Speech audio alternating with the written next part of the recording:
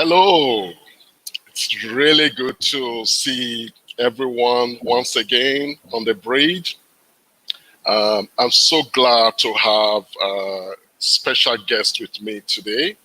But before I hand over to them, I just want to quickly highlight that the bridge is an initiative of Multicultural Professional Bridge. We bridge the gap for people of migrant background just to help make sure that contribute to people to have things to do in terms of participation, integration, and value for key stakeholders. Now, I wouldn't waste much time today. You can check out our different pages later on, but I'll just go straight now to really bring in my guests. So allow me to introduce, first of all, I'll start with Teresa. Teresa Demden. I know she will do it better later. Teresa runs a business, and she'll tell you more about it later. But also, I do have Tendai. Tendai is also part of us today. Tendai is from Business Station. So before going ahead, please, Lady Teresa and gentleman Tendai, can you just please say a bit more about yourselves briefly? Teresa, please. Okay. Hi, everyone. My name is Teresa, and I am a business consultant. I work with small business owners that are starting up in business. So that's mainly what I do. So I help them develop and manage their business plans, and also dissect their business ideas to see if it's to test its viability. So that's mainly what I do. Thank you so much, Teresa. Tendai, please. Oh, hi everyone, and thanks, Ephraim. My name is Tendai, and I'm a business incubator manager with Business Station, and I've got about 36 businesses that are in the business incubator that I manage. So we basically help small businesses to grow, and we do this by incubating them. And as I always say, I always find it funny. A lot of people think that I incubate chickens, but incubation goes beyond chickens. So we also help small businesses to grow. That's what we mainly do. Thank you so much. Thank you for that introduction. Now, I just want to try and get into today's session. Our topic today is it's to introduce further CaLDpreneurs, valuing diversity in business. And for the sake of our guests who may still not know what CaLD means, for those in WA especially, this is now a household name, but this is what CaLD stands for: culturally and linguistically diverse people of our beautiful country.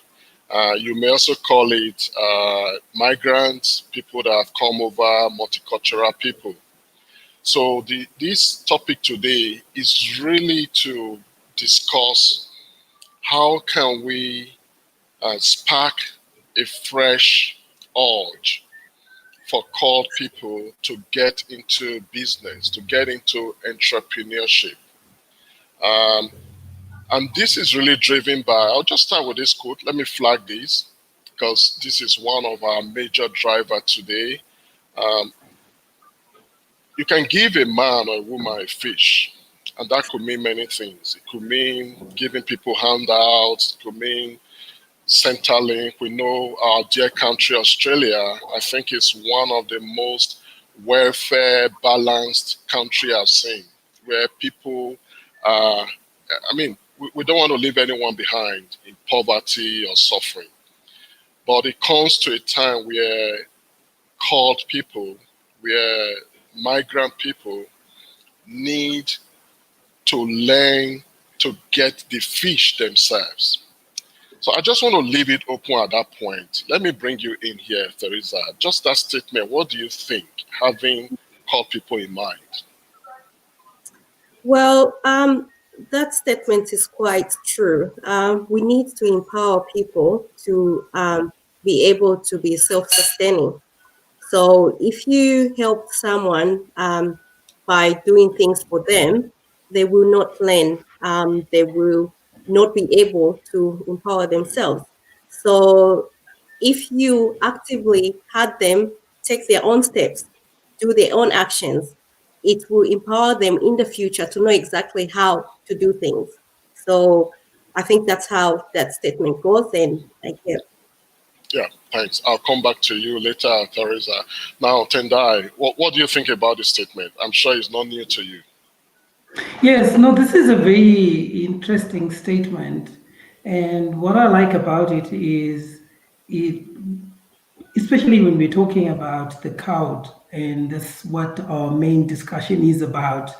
Most of our people are dependent. We have a dependency syndrome, and all of us, and that is based on maybe our history and a lot of things that have happened to us in the past. So we tend to rely so much on assistance or aid, and there are quite a number of words that we can use for that. But the interesting thing about this statement is if we could learn how to provide for ourselves, then we should be able to take care or control our future. And I just remember someone who went a step further in describing this statement, and this is what I liked the most. Here it says, give a man or a woman a fish and you feed him for a day. Teach a man or woman to fish and you feed him for a lifetime. Now, this is more about learning the skills. But if we could go a step further, let's talk about teaching people how to own a fish pond. So it's not just about learning how to fish. We want to own the fish ponds. So I think that's another dimension that we have to look at. And I think that's what our focus of our discussion today should be. We need to own fish ponds and have people who fish on our behalf. And that's what we want to do. That's quite interesting, Tendai. You've taken it to another level now. I didn't think about a fish pond. So, but for the sake of the people joining us, now talking about people joining us, please, I know the number says that we have 3 people currently tuned in. It would be nice if you can let us know where you are watching from. We always want to engage, so leave a comment, ask questions. This is meant to be a conversation. It's not meant to be a Tendai, Teresa, and Ephraim talk. We want to engage. Somebody in the audience may even have a better idea or trigger than we have. So please, if you're out there and you are connected, let us know you are there. So Tendai, I want to come back to that your comment, because you've just taken it to the next level. And I think this is one of the objectives we want to achieve with CaLDpreneurs. We need to lift up our eyes beyond our current horizon. And you use one point about dependency syndrome, and that is quite profound. So that means in order to cause a change, there needs to be some shift in mindset. So I want us to unpack that a bit. Let me again go back to Teresa. I know you've trained people, you're into that space of trying to switch that mindset. And now Tendai has given us a weapon. He's talking about a pond. So how can we get people from that dependency syndrome to that point of owning a pond? All right. So you've mentioned it all starts with mindset. If people shift their mindset into thinking creatively, they will be able to reach their goal of owning that fish pond. So, for example, most people will be waiting for the right time to start this, to start doing something about achieving that goal. And it's not always that you need it to be perfect, or it's not always that you need to have all the resources to get there. You can start small. You can start with finding out whether you have resources, you have the skill to get you to that fish pond. And then you start thinking, if you don't have those skills, how can I find someone that have those skills to help me reach my goal? So again, a lot of people will think, I need a lot of money to be able to have a flourishing. uh, I'll take it that the fish pond is actually the business. In the future, how I need more money to start this flourishing, to start and be able to have this flourishing fish pond. So instead of waiting for having a lot of capital, you can start by buying two fish and doing something with that fish, invest in it so that it can grow and multiply. And in the end, you end up with a fish pond with 1,000 or more fish in there. Wow. I think there's a lot dropping in here. Before I bring in a few persons on the platform are really contributing some great stuff there. But Tendai, I want to ask you to help unpack, because you brought us into this. So the fish pond, and I'm not losing touch of what Teresa just said. We have to start from somewhere. It's never going to Yes. be perfect. And I think that is one of the dependency syndrome we have found ourselves. We want to get everything perfect before we go. We even sometimes we even want to look good before we do business, you know. So Tendai, please help us a bit for the sake of the audience joining us. What do you mean by owning a pond, and how can we get to that point? Thank you, Ephraim. So, what I was referring to, I'm actually happy you brought that quote out because that quote says a lot. And most of us have understood how to fish. Some of us have moved from being dependent on others. We've learned the skills to be able to fish, but we've ended there. And this is where my main point is, or the one that I want to talk about. Now, this is very controversial, and I know some people might not be very happy with that. But one thing that we have understood very well, which has become our major mistake, is the art of education. So most of us have understood that you need to learn, you need to have a degree, and we've got no problems with getting those degrees. We even go a step further, do a master's degree. We go a step further and do a PhD. And all this does not help us in getting the pond or owning the pond. We are perpetuating what has always been there in previous generations. You learn to be able to fish. You are learning the skill of fishing, but we want to be owning the ponds. Now, the critical question is, do you need a PhD to start a business? Now, that's a critical question that we all might need to answer. Do you need a master's degree to be able to start a business? So these are critical questions that help us in understanding how to own the pond, because we cannot start to be talking about owning a pond when we've not demystified education. I think education is a good thing, but I don't think most of us have understood the importance of education or what really education is. Do we need to continue learning and learning and learning to be able to be the best entrepreneurs or to be the masters of our own destiny? So I think that's the starting point in answering the question, how do we own the ponds? So I don't know, Ephraim, if you want us to explore that, but for me, education is number one. We've understood the concept of education, and that's great. But do we need degrees and more degrees to own businesses? Or starting a business is another art on itself. Yeah, I think Tendai, you just brought a point there about the place of education, and I think it's really, really critical. I wrote an article one time that it looks like called people, we are just flushing our hard-earned degrees in the drain in this country and in most other Western worlds. it's not unusual to see a court person with 3 master's degree, and I've never used any. And like you said, I know it's provocative. I know some people may feel it in the audience, and I may listen to this later. But I think we need to face the hard truth now among court people, because it's time to shift. It's time to really, really own a point rather than owning a lot of degrees that you never used. So Tendai, I don't think is, and that's what we want to do. If we have to provoke somebody to actually own a pond, I want to be provoked, Tendai. Please bring it on, because I want to own a pond, you know.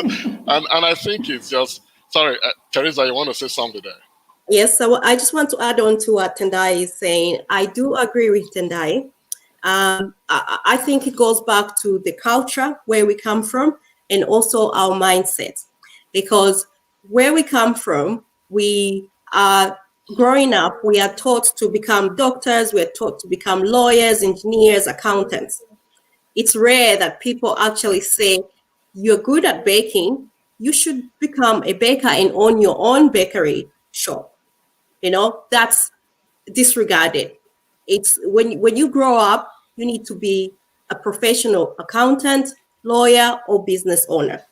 But when we migrate to Australia, it's not always that you need to have a degree or a master's degree.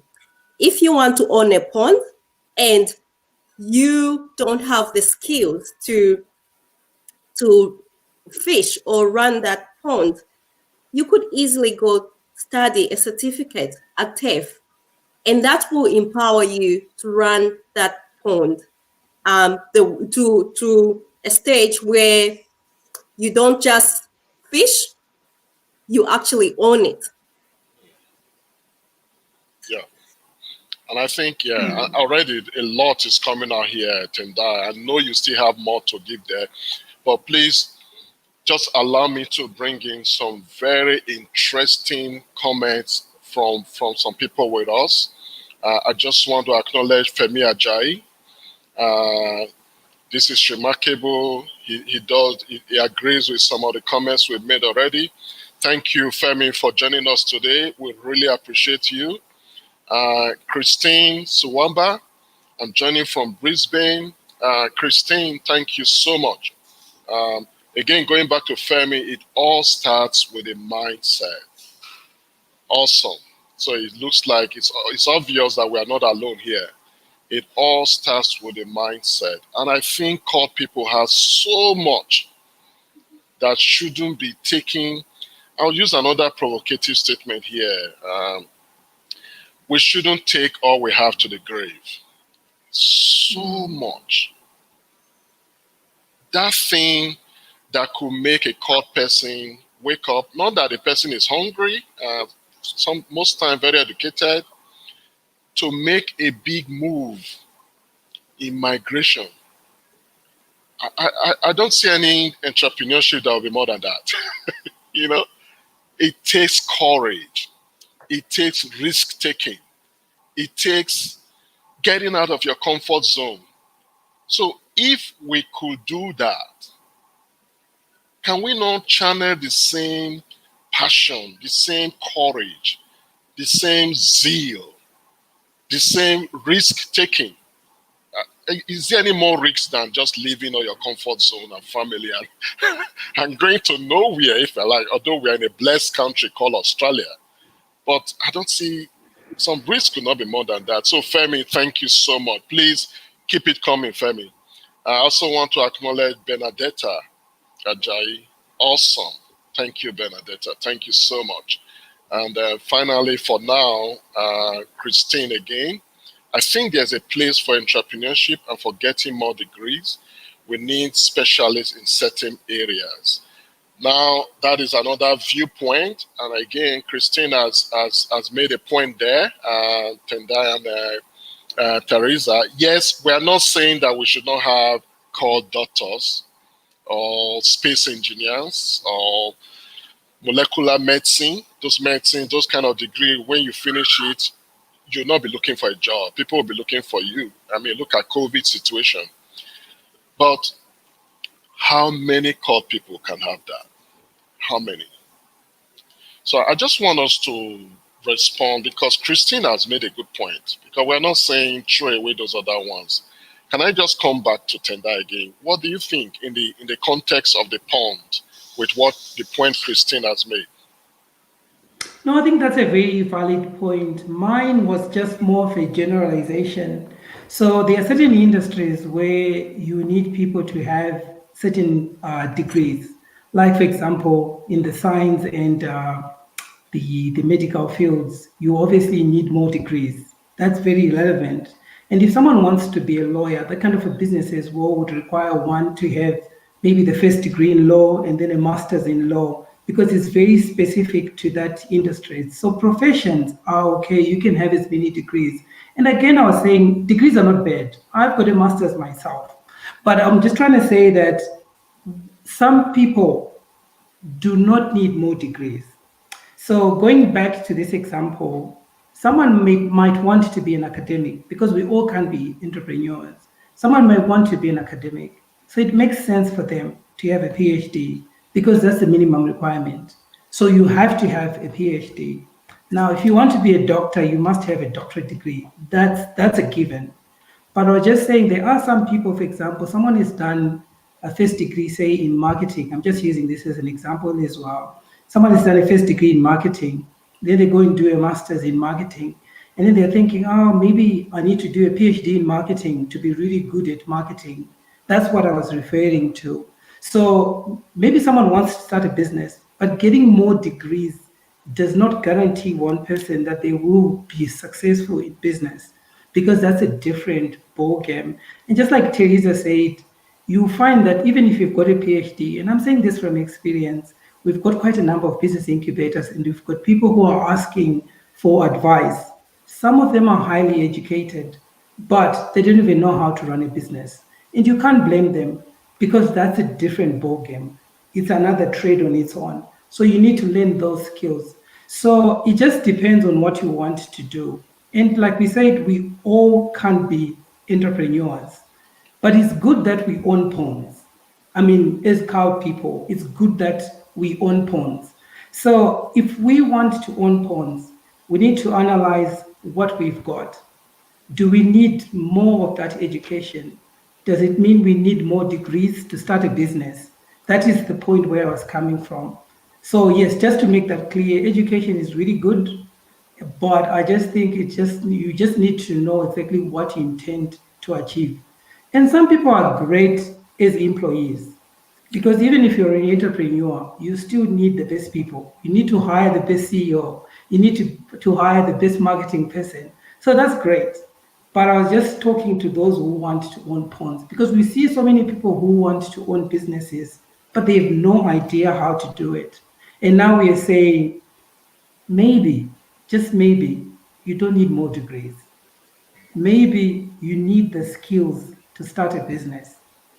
Maybe it's just the fear that you have.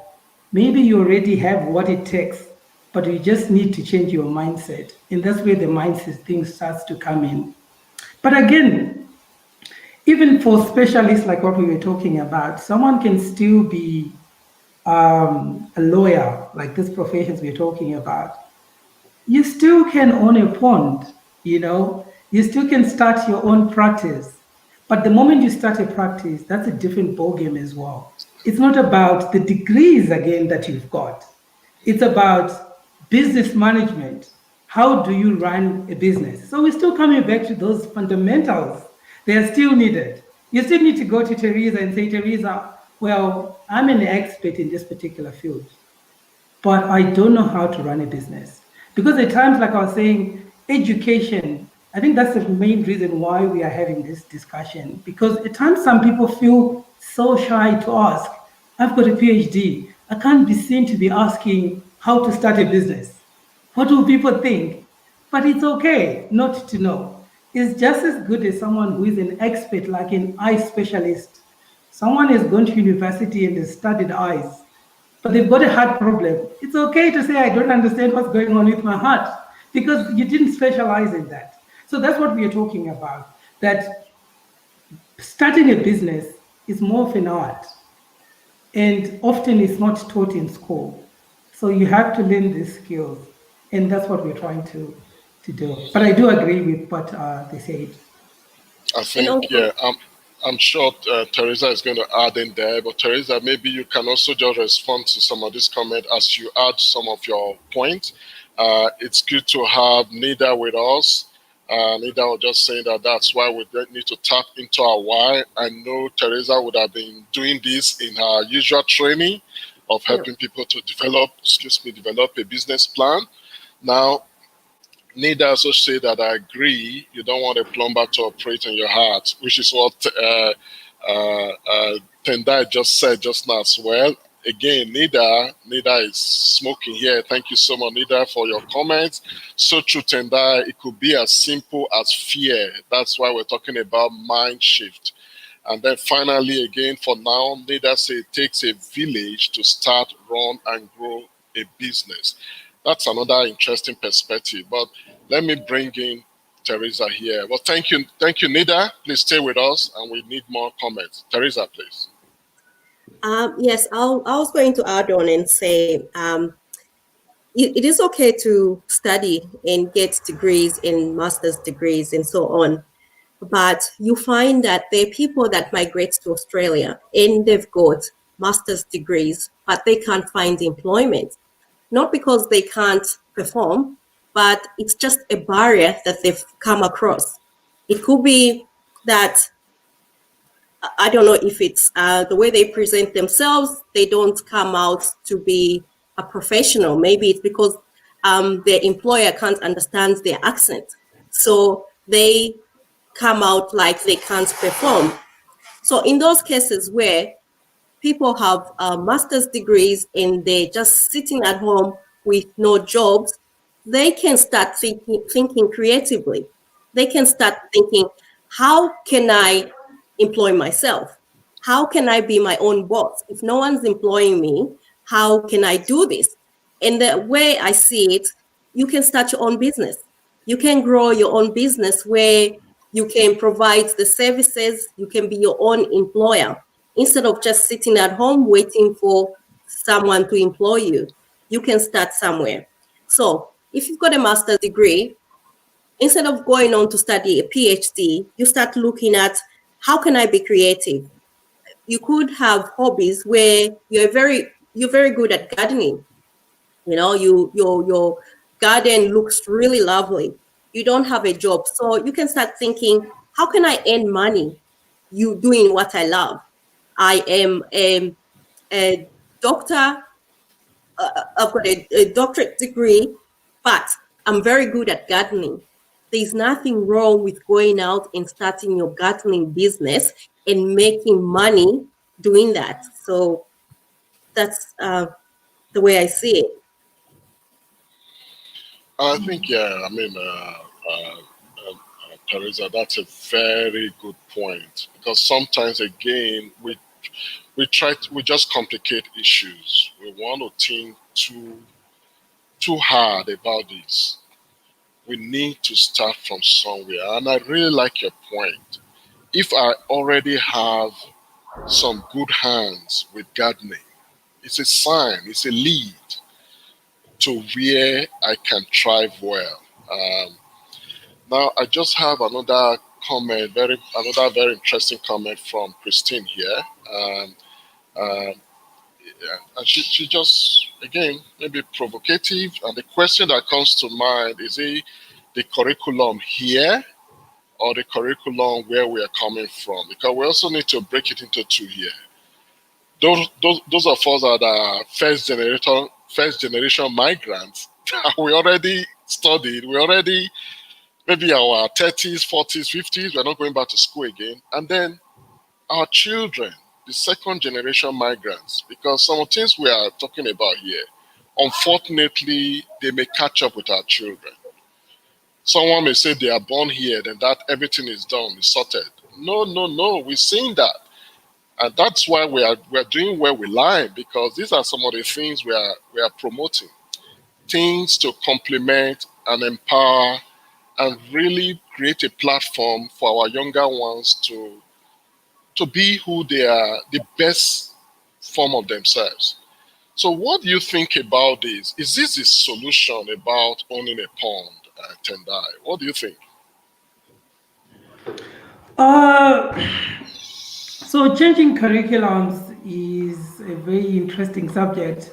I think that would be the best thing to do. That's if we've got control over the curriculums in schools.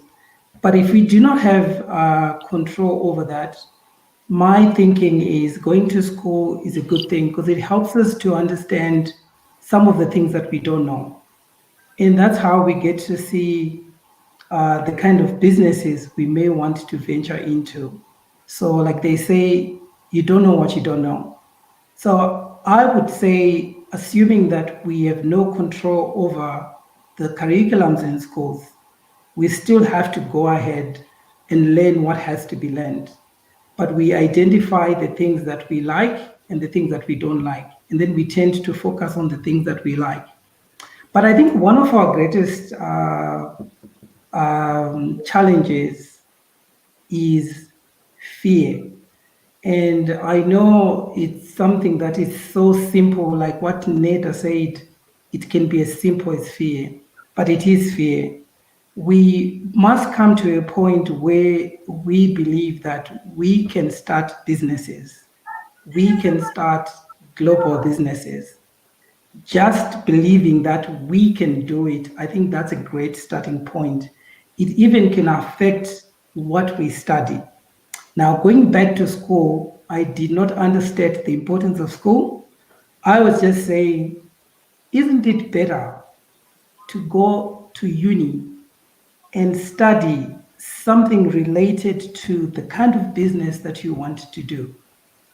Because it makes a big difference. At times, you notice that people study things that are not related to what they want to do, maybe because they don't even think about having a business. But if we start thinking about the possibilities of owning a business and then choose subjects or courses that are related to the kind of businesses that we want to do, that can make a big difference and that can allow us to own ponds. Yeah, So that I is my think take on that. I think Tendai, I know that Teresa, you get onto this nice, but just because no, let me allow Teresa first before going for a short break. Teresa, please. Okay.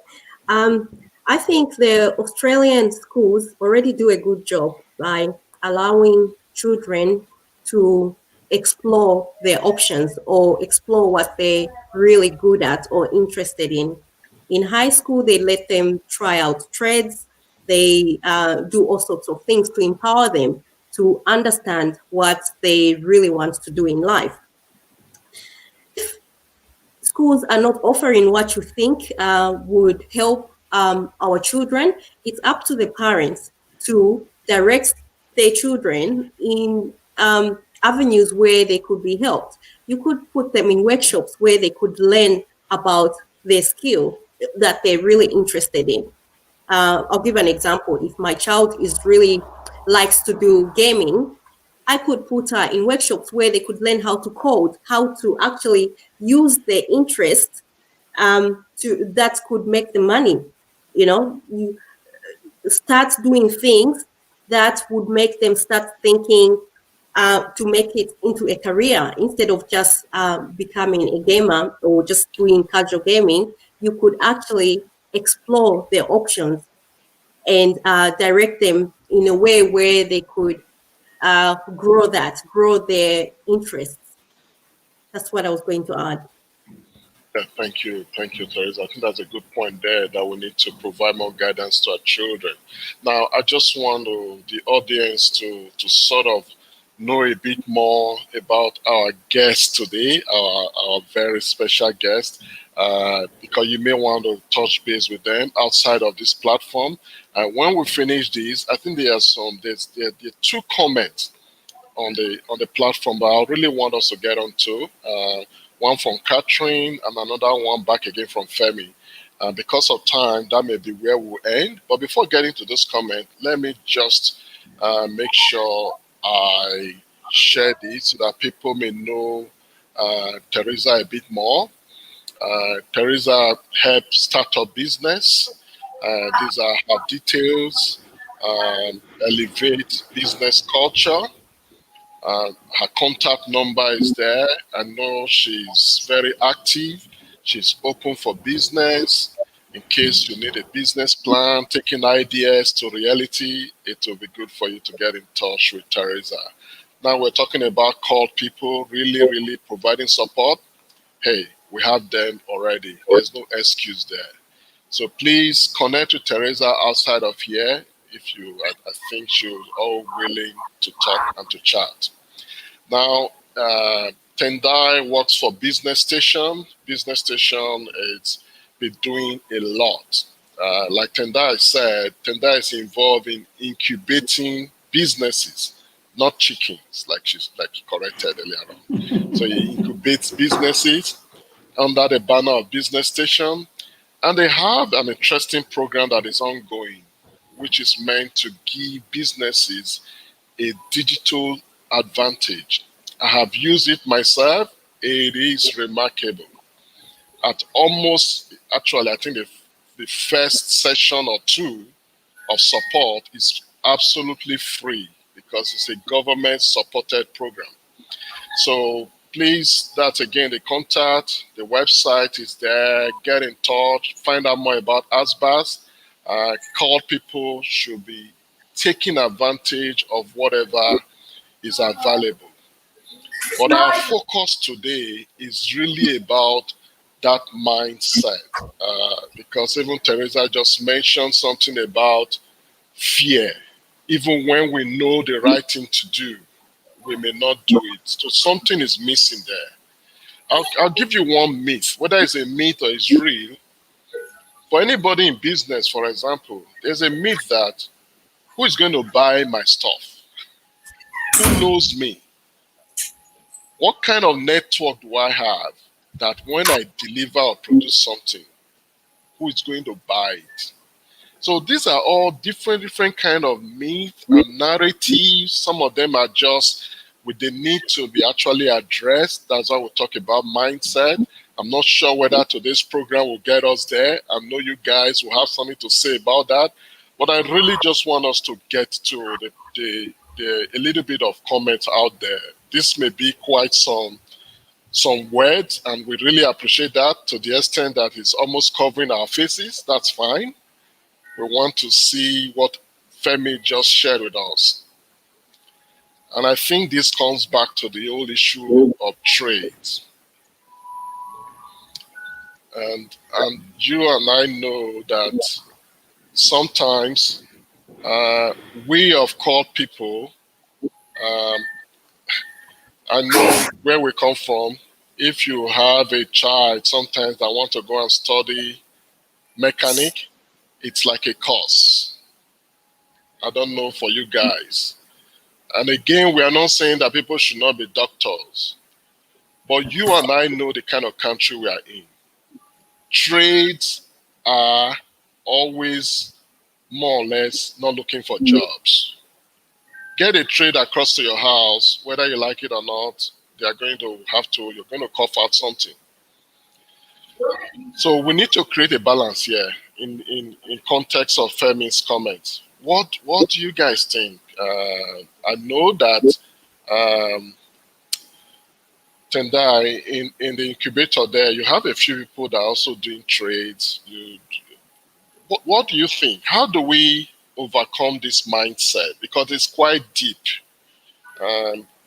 Our child must be doctors, engineers, space scientists, which is great. But we are beginning to have children now who are saying, "But Daddy, I want to be a tradesperson," and sometimes it could cause friction. And we're talking about corpreneurs. Entrepreneurship is a mindset.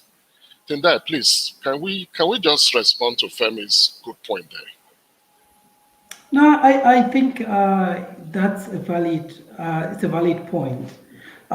So we should not hinder our children if they want to do whatever profession that they choose to do in their life. And also, it's not too late for us as well to change our professions if we need to, because owning a pond requires us to shift some things. And it's obviously not easy. And that's quite interesting because there are quite a number of studies that have been done throughout the world, Harvard included, that talk about migrants and entrepreneurship. You know, when you decide to leave your country to go to another country, you are uncertain, and that's a risk, like you said, Ephraim. You don't know what is going to happen. Are you going to get a visa, or you may not get a visa? So that's the same thing with starting a business. You have no idea whether someone is going to buy your product or service, or they are going to buy. And we've already taken that risk by leaving our countries, and going to a country that we don't know. And we don't even know what we're going to experience there. But we get there and we've survived. And now again, if you're an entrepreneur, you're getting into a market that you have no idea whatsoever what is going to happen. And you may just survive. So that's why research has actually come up with a conclusion that migrants stand a better chance of being successful in business. And there are quite a number of businesses that we know, global brands that have been started by migrants. Google, for example, Tesla, all these big brands have been started by migrants. And there are quite a number, can go up to more than 50 global brands. It's because the migrants understand taking risks. And the same type of risk that you take when you're migrating is the same type of risk that you take when you're starting a business. So it still comes back to the issue of the mindset. It's not about starting what type of a business. It's about starting that business, having the leap of faith to start that business. And that's really an issue. I don't know how much that we can do to help people understand that it is possible to start a business, and that even these successful businesses, like the entrepreneurs who have done it, are just like normal people like us, who also share the same fears like all of us. Like, is this going to be successful? Or it's not going to be successful, but they do it anyway. So I think that's what we need to do. In terms of risk, we've got what it takes because business is a risk. So we've done that risk already. So I think we are a step ahead in terms of the prerequisites of starting a business, because that's a risk. So I think I think we tick some of the boxes. Yeah. But I think it's just the mindset that, can I start a business that can employ people? Can I start a business?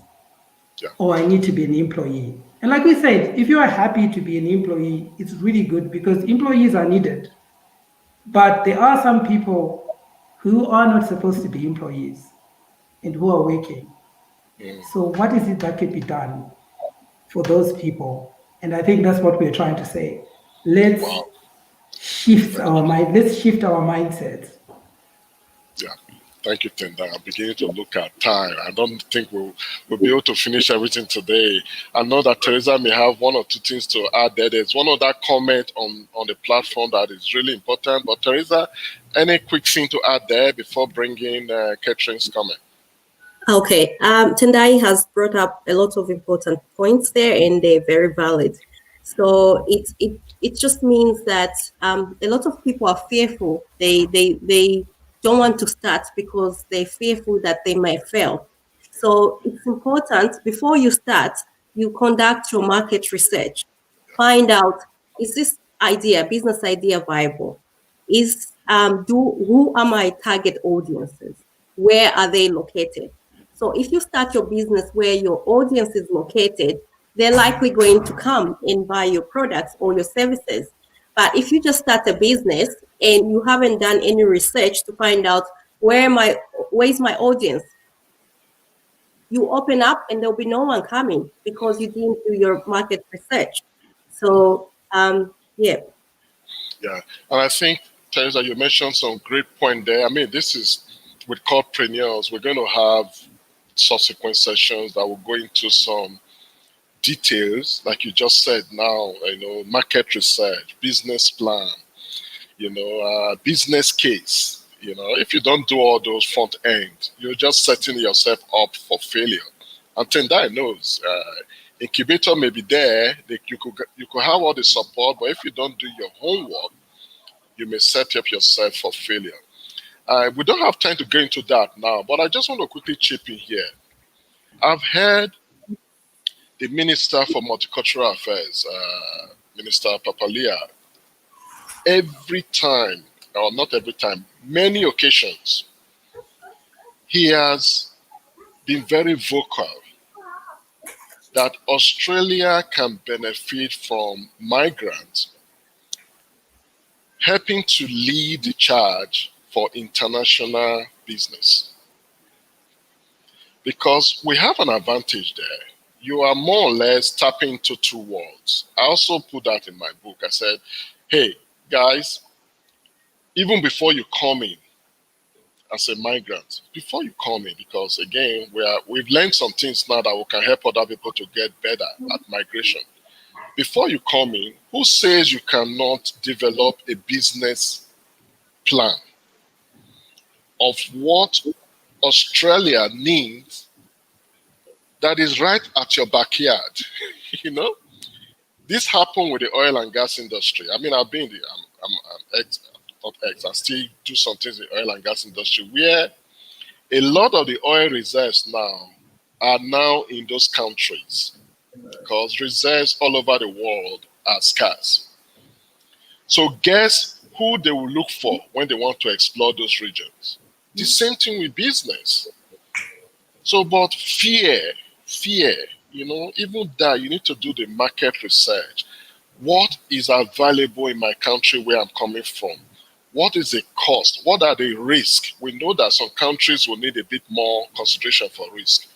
But hey, if the minister himself can say, my door is open, come knock on my door if you have an idea of an international export or even import business that Australia can benefit from. And Tendai knows government has a lot of grants for this as well. So we really need to push these CaLDpreneurs. I know that this is just one brand. It doesn't have to be CaLDpreneurs, but we need to start this conversation. But let me just go bring this interesting. Sorry that we are covering our faces, but we just need to look at this. Hi, all great points you raise. But can we please come closer to home and address the status quo? It is important to always address the difference between a job and career. That would be a great place to start this conversation about changing mindset for people from CaLD background. Also include what they define as success in their vision. Is success owning a Benz, or is it about buying a house outright? People's ideas of success drive their vision. I think that's another great point from Catherine there. Mindset. I don't know what you guys made out of that comment. What do you think, Tendai? We're out of time already, but just briefly, any response to Catherine's comment there? I think my quick response to that is this discussion has been mainly centered on the quote that you highlighted when we started, and it was talking about owning a pond. So that is what we were talking about, owning the factors of production, being able to control resources. Now, how you define success is entirely individual. I would say it's entirely up to you and me. We are different. So we define success in different ways. But owning a pond, whether I drive a Mercedes-Benz or I drive a 1970 Ford, it doesn't matter. What we are mainly talking about or focusing on is owning the factors of production. And that's what we have mainly been focusing on. So if it's possible that people of CaLD backgrounds could own the factors of production, that would be great. And I think that's what this discussion was centered on. But it's still okay to be talking about the jobs and the careers. And I think that's fine. It's fantastic to be talking about careers or the jobs, which is really good. But our main focus today, I think, was just centered around owning the factors of production and owning the pond. Thank you, Tendai. You really helped us there. But I still want to get Teresa here, because Teresa, I know that even with when you help people for startups, this comes into the conversation. What's success? What's your success criteria? So what would you say with that, Catherine's comment? Well, like Tendai said, success is different for everyone. My success will be different from Tendai's. It will be different from yourself, Ephraim. The main thing is that when people have some sort of entrepreneur skills, they're able to use those skills even in their career, even in their jobs. A lot of employers now are looking favorably at people that are able to be creative. Say, for example, if I work for someone and in my role, we do certain things. So as an entrepreneur, I am able to think creatively and be able to actually change the way I do my work. I am able to approach my employer and say, actually, I've got an idea. How about we change the way we do this system and actually show them a process, a different way of doing it? That's an entrepreneurial mindset, thinking differently. So it could be in your business, it could be in your job or your career. We're trying to empower people to start thinking different and creative and to be able to innovate at different ways of doing things. Thank you, Teresa, for that. I think, I wish we could keep going. Sorry, Nida, I know you had some comments there. I'll just flag them. I think she's referring to Tendai here. The mistake people make that you're incubating chicken. Nida is saying that you can help start chicken farm though, which is part of startup, which is good. But you have to talk to Teresa too for business plan. And then Nida also made a comment here about success, the need to qualify it. It doesn't mean that if you are a PhD holder, a professor, and you're happy with what you do, you're not successful. And I think we've created a good balance today. We're not saying that people should not be happy with where they are. Like Tendai keep mentioning that you could actually be suited to be an employee. But even just the last comment by Teresa in terms of entrepreneurship does not necessarily mean business. You can be in your job and be entrepreneurial. And in no distant time, that job will not be able to contain you because you're just a high flyer. You do things differently, you think differently, you bring value every day. It takes entrepreneurship to do that. So entrepreneurship here is a mindset. It's a way you get things done innovatively and achieve success.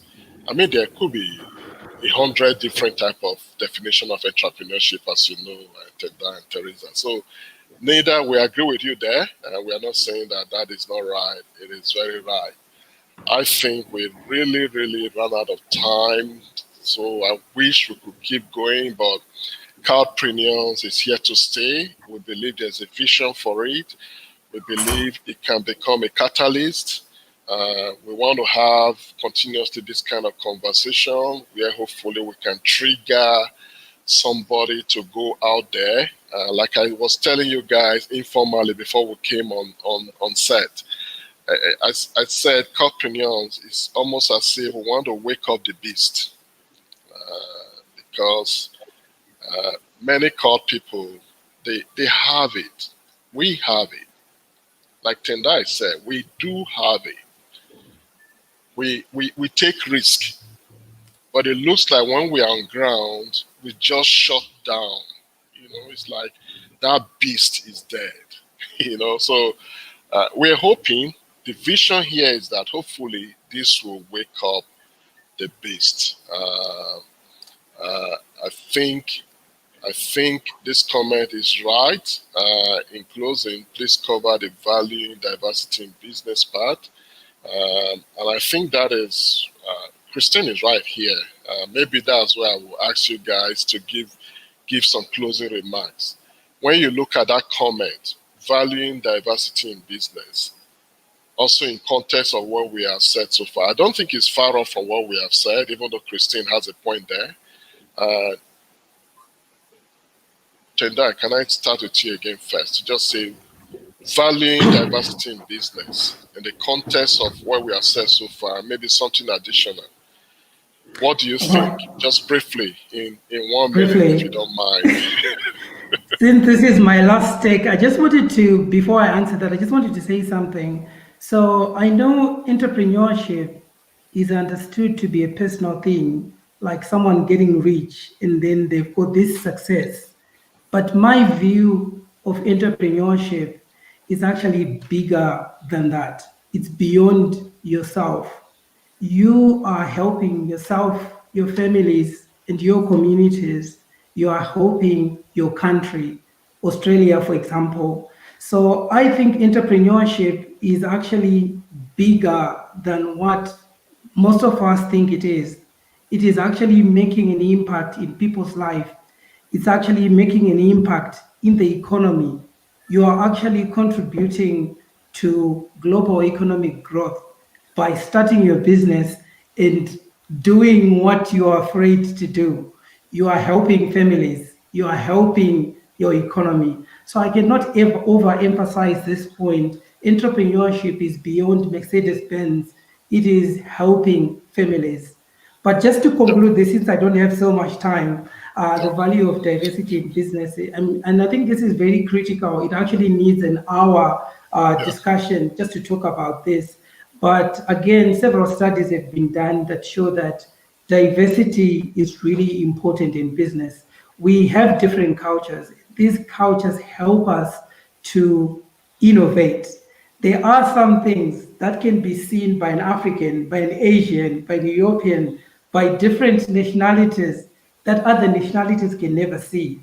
And that can be a point of reference for innovation. So the way we see life, the way we see processes are different. And it is an advantage if you are in business to have diversity because people look at things differently. And you want to be surrounded by people with different views. And that's how businesses can grow and can go global. So I cannot overemphasize again the value of diversity in business. Thank you, Tendai. Teresa, please, if you don't mind, if you can make it 30 seconds. I don't want us to go past the hour mark.